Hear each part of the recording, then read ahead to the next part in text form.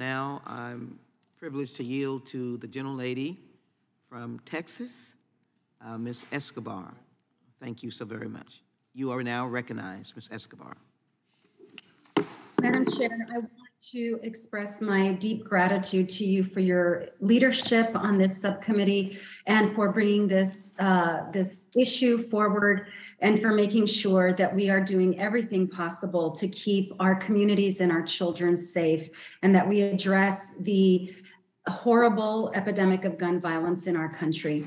I want to thank our witnesses and extend my heartfelt condolences to those who have unfortunately had to experience mass shootings, who have lost family members to gun violence, and who are deeply traumatized by what has happened. I want you to know how much I admire your courage and your willingness to come forward. I imagine it must be very difficult to relive your trauma over and over again. And so thank you for doing this and speaking to the American people. On August 3rd, 2019, my own community of El Paso, Texas was targeted and was victim to a mass shooting. This one was a white supremacist who targeted my community because of anti-immigrant, anti-Latino fervor. And he drove to El Paso in order to slaughter Mexican people and those who looked like immigrants. He used an AK-47 to slaughter 23 people. He injured dozens more. And in my community, just as Dr. Guerrero just stated, we are still living with the pain and the trauma, with the scars, the emotional, physical, and financial scars. And this is so frustrating to me to hear my colleagues try to talk about other issues. You know, I will work with anyone at any point in time on helping our families, on making schools safer. I'm all in, but we cannot ignore the primary cause of this kind of slaughter, the tool that is used, which is the gun. And trying to obfuscate and talk about anything other than the guns, especially these assault style weapons, we're never going to solve this. We must solve this. We have to. We've got to stop this pain that so many communities are living with.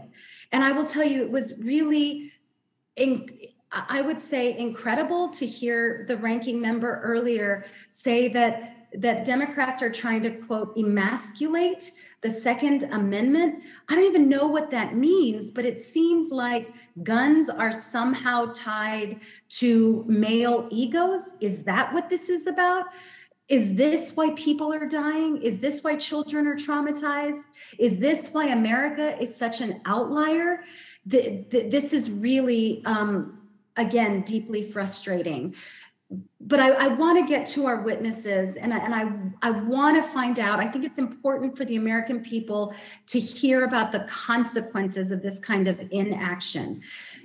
Dr. Guerrero, your testimony was powerful and painful, and I cannot imagine the trauma that you and other healthcare providers are living with. Can you tell us how you all are coping together, the medical personnel that had to deal with these babies who were slaughtered by this madman? Well, I think my fellow colleagues and fellow family practitioners in my community who all see these children on a day-to-day basis in our community are just now reeling with the after effects, which include, full-blown PTSD and the siblings of these victims, and the other kids at the school who don't want to go to school anymore, whose parents are terrified to send them to school, and who now have to, face all these emotions moving into the holiday season, their first Christmas with their loved ones away. So overall, my community still bleeds with an open wound. And we continue to try to find our own ways to help each other to heal. Thank you, Dr. Guerrero. And I have questions for everyone on the panel. I am out of time. I will just say this to Representative Gutierrez. Representative Gutierrez, thank you for your courage and your voice as well. Your community is going to need a lot of resources. In El Paso, many of my constituents are still needing surgeries. Many of them still need therapy and psychiatric help. And the costs are not just emotional. The costs are not just physical. The costs are financial. And to all of you in Uvalde, my love to all of you. I keep you close in my thoughts and in my prayers. Madam Chair, I yield back.